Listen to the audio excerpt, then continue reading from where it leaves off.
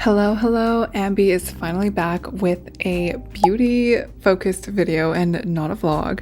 So a while back on TikTok, I posted me doing a transition for the Unrecognizable Makeup. Everyone was asking me for a tutorial, so here it is, the in-depth unrecognizable / catfish makeup tutorial. Let's get into it. So it's basically just getting ready for Valentine's Day this day, and I figured why not do that makeup look because I think it slays. Like, I think it is such a cute look for a date night. So that's what we're doing. I'm starting off by gelling my eyebrows. I'm using the Unleasha eyebrow gel. I like this one because I like that brush that it has. It's really easy to use to brush your hairs into place. And then we're going in, of course, with a full coverage foundation because obviously this is the full coverage foundation from Fenty Beauty. I got this one recently in New York and I think that it is really good. And yeah, in order to be unrecognizable, we obviously want to cake it on a little bit. With fuller coverage foundations, I usually like to blend it with a sponge. So here I'm using that orange sponge from Real Techniques. My skin looks super two-dimensional now. Like, I fully look like I'm wearing a mask, but that's low-key what we're going for. And then I'm going in with my Natasha Denona concealer. Everyone was saying this is like the #1 concealer in the world. They're all talking about it on TikTok. I think it's pretty good. I have to admit, it is not bad. It covers a lot. We love a full coverage concealer. I would say that I like this one and the Hourglass concealer a lot, but to be honest, there are so many good concealers on the market. Like, the Kosas one is really good, Fenty Beauty is really good. Next, I'm going in with contour. So the one I'm using is the Rare Beauty contour. This is the new one they came out with. It's pretty good. It's very pigmented. I got the lightest shade and I'm just blending it out with this brush that I got recently in the mail from Patrick Ta, and they engraved my name on it. How cute is that? I was obsessed. This is me realizing that I had underestimated the pigmentation of the contour. I don't know why. I thought it was not that pigmented, but we ended up being able to blend it out. If you keep blending, eventually things just blend out, you know? I'm going in with my new Patrick Ta blush. I also picked this one up in New York. I got a little bit Sephora happy that day. This one is in the shade She Goes to the Gym. And it's like this cute berry shade. I really like this color, and I'm going in with my Rare Beauty loose powder. The reason I got this powder is because I wanted one that didn't have talc in it because I feel like it'll be less cakey, and I was correct. This one does happen to be less cakey than some of my powders that do contain talc. If you know, you know, I use this nose contour incessantly. I just feel like this shade of brown is so cool tone and it works really well for a nose contour because it doesn't look muddy, so I love it. For highlighter, I'm going in with my MAC Double Gleam highlighter. This one reminds me a lot of their other one that people used to use so much years ago. I think it's called Soft Spoken, but the MAC highlighters are always really good. Eyebrow time, I'm using my Anastasia Beverly Hills Dip Brow Pomade. I clearly just bought a new one. Shocker. Yes, I do use this product a lot. Every day, in fact, I use this product.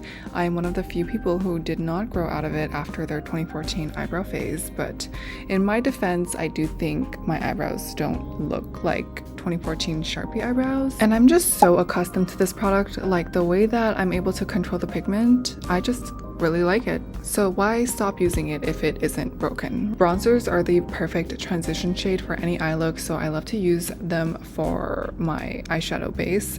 And the one I'm using today is from YSL. All right, for eyeliner, oh, this eyeliner is actually a liquid felt liner that I got from China, so I did get it on like Taobao.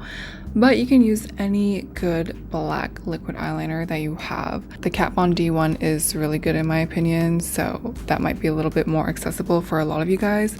But I'm just doing my wing. Moment of appreciation for the fact that I was able to successfully slay this wing on camera. I feel like that's the first time I was able to do it that well, so I was proud of this one, not gonna lie. Okay, I'm listening back to my voiceover and I feel like I have a really irritating vocal fry for a lot of this voiceover. I'm so sorry about that, but it is really late and I'm like so tired. doing this voiceover, but I still want to get this video up for you guys, so I hope you guys don't mind too much. I'm tight lining underneath my eyes. I never used to do this actually because I thought that it was kind of fugly on me, but lately I have been more open to doing this, especially for more nighttime looks, because it really does make your eyes stand out so much. Like, your eyes will truly pop on your face. So I've been into it, and my eyes also look quite a bit bigger when I do that.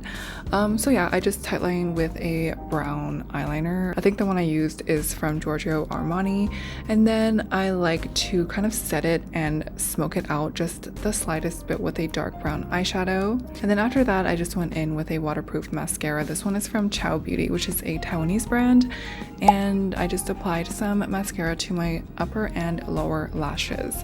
Now we're going in with the falsies, which happens to make the biggest difference on my eyes. You guys know I love my falsies. These ones I think are from Shein. I have been really liking these lately, and the way that I have been applying them is that I will add a coat of brush-on glue onto my lash line / my lashes, but underneath them, if that makes sense. I'm sure you can see what I'm doing. And then I'll take the lash and I will cut it in half because it's so much easier to apply falsies on your waterline if you cut it in half. I have been preferring this method lately because it just makes it so that your actual lash line is like invisible, and then it's almost like, oh, is she wearing falsies, like a strip lash, or are those eyelash extensions? We don't know because we can't see her lash line. I am now using the felt tip lip stain from CoverGirl. The shade I'm using is I think it's called Brazen Berry, but it is a gorgeous berry dark mauve color, and I just like to line my lips with it. I love a lip stain, you guys. I hate it when my lip color goes away in like 1 hour after I apply it, so I've been loving stains. I'm going on top of that felt tip lip stain actually with the Chattier lip tint, which also will stain your lips, so that way you can kind of go about your day, eat your meals, and your lip combo is not going anywhere. Okay, the footage is going too fast for how much I want to yap to you guys on this voiceover, but obviously we have moved on to hair. I am just showing you how I like to style my new fringe. So yeah, I did get some bangs and I've been loving them. This is how I style them. So if you have bangs, then you know you can't really style them. Like, they don't really want to listen to you unless you wet them. So I do like to wet them first.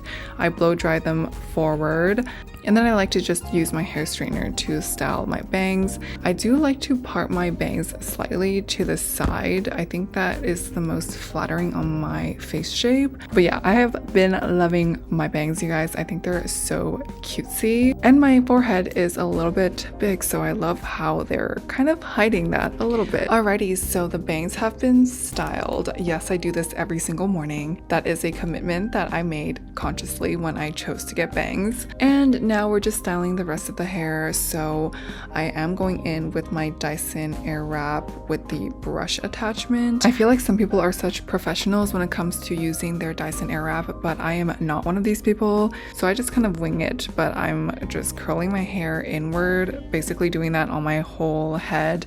I don't even want to section my hair because I'm lazy. I go from the back to the front and curl everything downward. I kind of start with the lower sections and then finish up with my top layers. Yeah, that is basically how I style my hair with my Dyson Airwrap. You could honestly just do the same thing with like a curling iron or a thermal brush, but I just want to use my Dyson Airwrap to feel like I'm getting my money's worth. I do also like to travel with this thing because you're kind of bringing a hair styler plus hair dryer in one, which is great, especially when you're staying at hotels that might not have the best hair dryers. Then the Airwrap does come in very handy. At this point, I am feeling tired and very hot, but we are finishing off by doing all of the hair on the other side of my head. Oh, and oddly enough, when I was getting to the very last piece of hair that I wanted to style, which is like the back crown of my head, My Dyson decided to overheat and turn off for the first time ever, and it scared me so much because it's never done this before, but it just like would not turn back on. I think it did overheat. I mean, I was also overheating at this point, so I can't blame it. But yeah, I was like a little bit shook by that. It cooled off and recovered and we were all good. And this is me with my makeup and my hair all done. I think this makeup turned out really cute. Let me know if you think I look unrecognizable. I missed doing the makeup tutorials, so I do hope you liked this video. And then this is me with the dress on that I wore for Valentine's Day. It was just like a tube dress from Aritzia, but that is the entire look. Thank you for watching if you made it all the way to the end of this video, and I will see you in the next one. Bye.